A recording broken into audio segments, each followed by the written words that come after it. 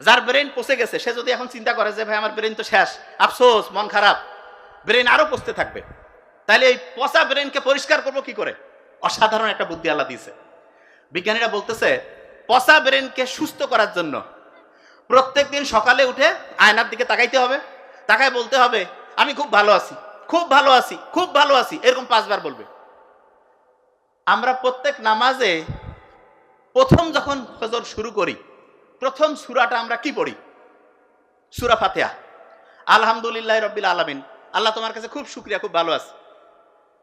4 রাকাত নামাজে 4 বার, জোহরে 10 বার, আসরে 4 বার, মিনিমাম করে বলছি, মাগরিবে 5 বার, এশায় 9 বার। বিজ্ঞানীরা বলতেছে 5 বার বলো আয়নার দিকে তাকায়। আমরা আল্লাহর দিকে তাকায় প্রত্যেক নামাজে প্রত্যেকবার বলতেছি আল্লাহ খুব ভালো আছি, খুব ভালো রাখছো তুমি।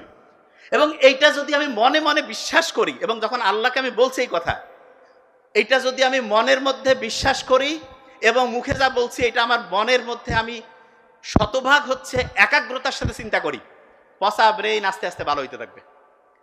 তার মানে যে কেউ যদি তার পচা ব্রেইনকে ভালো করতে চায় তাহলে তার প্রথম কাজ ঘুম থেকে উঠেই, এটা কিন্তু ধরবো ইম্পর্টেন্ট, ঘুম থেকে উঠেই আলহামদুলিল্লাহ, শুকর আলহামদুলিল্লাহ, উঠেই তার সাথে একটা কাজ করতে হবে, ধরবো খুব ইম্পর্টেন্ট। সেটা কি? যে যে অবস্থায় আছে, কেউ শুয়ে থাকতে পারি, বসে থাকতে পারি, বুক ভরে শ্বাস নিতে হবে। যে ভাই শ্বাস নিলে ফির আবার কি লাভ? আমাদের যে মাথা থেকে শুরু করে গোটাল বডিটা, এইটা চলে যেই জ্বালানি দিয়া, তার নাম হচ্ছে অক্সিজেন।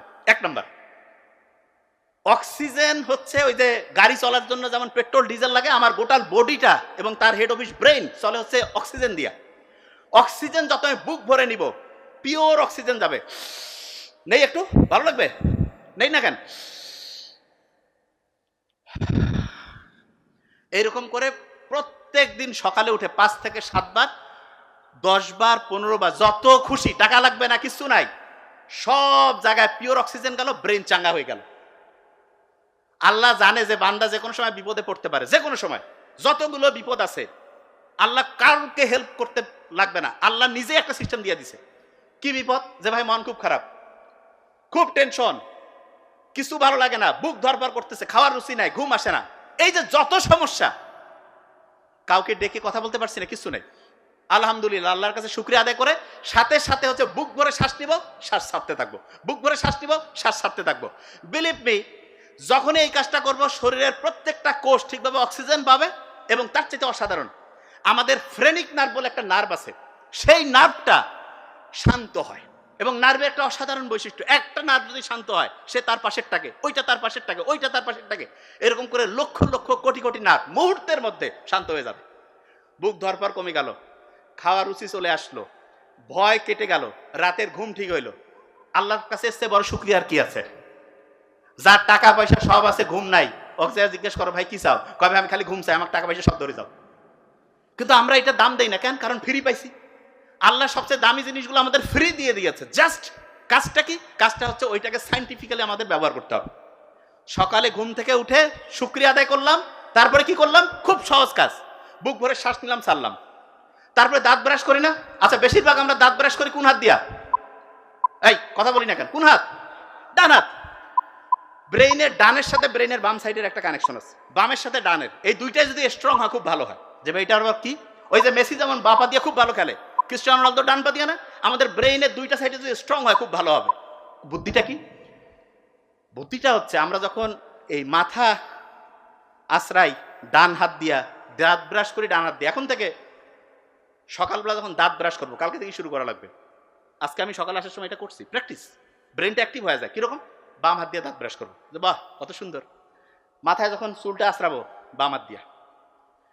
আমি যখন প্রথম বিছানা থেকে নামার সময় যখন পা ফেলবো, খেয়াল করতে হবে আমি ডান পা ফেললাম না বাম পা। যে ভাই এগুলো কি কোন? হ্যাঁ, ব্রেইনের অ্যাক্টিভিটি বাড়তে থাকবে। ছোট্ট ছোট্ট কাজ, রকেট সায়েন্স না, কিন্তু লাইফ চেঞ্জ করে দিবে ইনশাল্লাহ। এবং আব্বা আম্মার সাথে দেখা সাক্ষাৎ, যারা একই জায়গায় থাকি, আব্বা আম্মার সাথে হচ্ছে সালাম দিব। এবং সবচেয়ে মজার ব্যাপার, আমি সবসময় বলি কি, আল্লাহ যা কিছু আমাদের জন্য ফরজ করছে, যা কিছু, প্রত্যেকটা হচ্ছে আমাদের নিজেদের লাভ। কিরকম? আমি মায়ের সাথে বাবার সাথে একটু হাসি মুখে কথা বললাম, অক্সিটোসিন ক্ষরণ হইল। অক্সিটোসিন হচ্ছে আমাদের রক্তের যে নালীগুলো আছে না, কাপড় ময়লা হইলে যেমন সার্ফ এক্সেল আর সাবান দিয়ে ধুই, অক্সিটোসিন হচ্ছে রক্তের নালীগুলোকে এরকম পরিষ্কার করে দেয়। এবং তখন হয় কি, রক্ত ঠিকভাবে প্রবাহিত হয়, ব্রেন চাঙ্গা, হার্ট চাঙ্গা, মন খুশি, যা খুশি অসাধারণ কিছু করব। বাপ মাও খুশি, আমরাও খুশি। আমরা অনেক সময় জানি যে মায়ের দিকে বাবার দিকে আন্তরিকতার সাথে তাকাইলে হজের সমান সওয়াব। আল্লাহ এত সুযোগ কেন দিছে? দিছে এই কারণে যাতে আমরা ভালো থাকি। অন্যকে যদি আমি হেল্প করি আল্লাহ খুশি হয়, অন্যকে হেল্প করলে ওই সময় অক্সিটোসিন ক্ষরণ হয়, হার্ট ভালো থাকে। একজনেরকে হাসি মুখে কথা বললাম, এন্ডরফিন ক্ষরণ হইলো। এন্ডরফিন ক্ষরণ হইলে কি হয়? ব্রেইনের মধ্যে BDNF, brain derive neurotrophic factor, এটা উৎপন্ন হয়, মনটা চাঙ্গা হয়ে যায়। কি অসাধারণ! তার মানে ইসলাম যা কিছু ফরজ করছে প্রত্যেকটাই আমাদের শক্তিকে বাড়ায় দেয়, এনার্জি বাড়ায়, ব্রেইনের ক্যাপাসিটি বাড়ায়। আর যেগুলো নিষেধ করছে প্রত্যেকটাই আমাদের শক্তি কমায় দেয়, ধ্বংস করে। এখন থেকে ইসলাম মানবো, আল্লাহ তো খুশি হবেই, তার সাথে মানলে আমার উপকার হবে। আল্লাহ বলছে তুমি যদি আমার ইবাদত করো আমার কিছু নাই, তোমার লাভ। তুমি যদি আল্লাহকে অস্বীকার করো তাতে আমার কিছু নেই, তোমার ক্ষতি। তার মানে যা কিছু ভালো যা কিছু খারাপ এগুলো আল্লাহ আমার ভালোর জন্য ফরজ করছে করাটা, যেটা খারাপ সেইটাকে আমাকে জন্য নিষিদ্ধ করছে। ওই যে ঘটনায় ফিরে যেতে চাই, বিখ্যাত অ্যাস্ট্রোলজার যে জ্যোতিষী ছোট্ট বালককে বলছিল না যে সারা দুনিয়া জয় করবে, তখন ওই টিচারকে যে সেট করলো, সেই টিচার ওনার নাম হচ্ছে অ্যারিস্টটল। কি নাম? আর ছোট্ট বালক যে, তার নাম ছিল আলেকজান্ডার দ্য গ্রেট। ওই টিচার তাকে 3টা বুদ্ধি দিছে। তার মধ্যে প্রথম যেটা, সেটা বলছে যে শত্রুকে কখনো ছোট করে দেখবা না, শত্রুকে কখনো খুব বড় করে ভয় পাবা না। এটা ফার্স্ট লেসন ছিল। ওর বাবা যখন মারা যায়, আলেকজান্ডার দ্য গ্রেট সব আশেপাশের জনকে ডাকছে, ডেকে বলছে যে কি করা যায়। বলছে যে আমরা আত্মসমর্পণ করব। ওরা বলছে এগুলো সব ডিলিট করো, আশেপাশে রাজ্য যা আছে সব অ্যাটাক করো, সব অ্যাটাক করতে হবে, এবং যারা এটার বিরোধিতা করবে ডিলিট, সব সেন্স অ্যাটাক করবে। যখন পারস্যের যে সম্রাট, তার নাম হচ্ছে দারিউস, ও বলছে ছোট্ট ভালো কর, বাবে বাইনি কি করবে, ও এই কিচ্ছু না। কিন্তু ওই এমন সাহসিকতার সাথে অ্যাটাক করছে, গোটাল রাজ্য তছনছ করে জয় লাভ করে ফেলছে। জয়লাভ করার পরে অ্যারিস্টটল তাকে যে দ্বিতীয় শিক্ষা দিছিল সেটা সে কাজে লাগাইছে। দ্বিতীয় শিক্ষা কি? যা কিছু করবা সততার সাথে করবা, সব সময় সৎ থাকবা। যা কিছু ওই এলাকার ছিল সবগুলো সততার সাথে সে সবাইকে ভাগ করে দিছে। এই যে আমাদের যে নতুন বাংলাদেশ আসছে, সব যদি সততার সাথে হয় অসাধারণ হবে। আজ খোসর মাসর করে আগে ইতিহাস আবার আসবে, বারবার নতুন করে ইতিহাস হবে, মাঝখানে কষ্ট হবে। তো যে জিনিসটা বলছিলাম, সবাইকে যখন দিল, রাজ্যের সবাই তো মহা খুশি যে এরকম সৎ লোক, আমরা একজনের জীবন দিয়ে দিব। এরপরে উনি হচ্ছে যে একটার পর একটা রাজ্য দখল করা শুরু করলো। আমাদের এই পাক ভারত উপমহাদেশের এখানে আসার পরে তিনি এক ছোট্ট বলা যেতে পারে রাজার সাথে ফাইট করতে গিয়া উনি একটা ভুল করে ফেলছে। ভুলটা কি? অ্যারিস্টটল তাকে বলছিল যে কাউকে ছোট করে দেখবা না। তা চিন্তা করছে এত বড় বড় পারস্য হারাই ফেলছে, এরে কি করবে। তাই এই ছোট্ট করে দেখতে গিয়া দেখছে যে ওই পুরু নামে যে রাজা, সে হচ্ছে যে এমন প্রতিরোধ করছে যে হেরেই যেতে ধরছিল। শেষে আলেকজান্ডারের অসাধারণ মস্তিষ্ককে কাজে লাগিয়ে সে হচ্ছে পুরুকে হারাই ফেলছে। হারার পরে পুরুর সাথে আলেকজান্ডার 1 to 1 পুরুকে বলতেছে যে তুমি তো আমার খুব খোসর মসর করছো, আর কি চাও তুমি আমার কাছে, কেমন ব্যবহার চাও? তা আলেকজান্ডারের এই প্রশ্ন শুনে পুরু বলছে যে আমি একজন সম্রাট, আমি সম্রাটের মতোই ব্যবহার চাই। অ্যারিস্টটল তাকে তৃতীয় যে বুদ্ধিটা দিছিল যে মর্যাদা অনুসারে সম্মান করবা, মর্যাদা অনুসারে। তখন